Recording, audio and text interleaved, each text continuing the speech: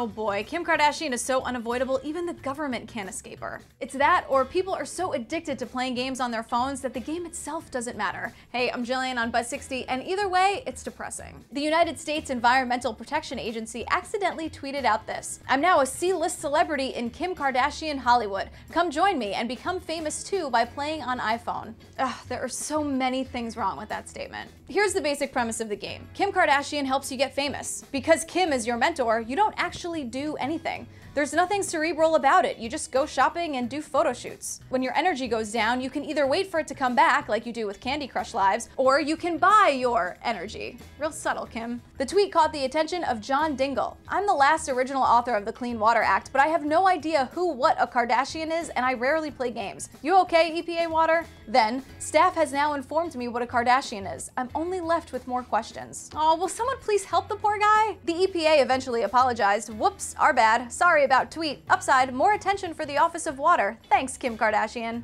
No, EPA. No. Buzz60, now you know, pass it on.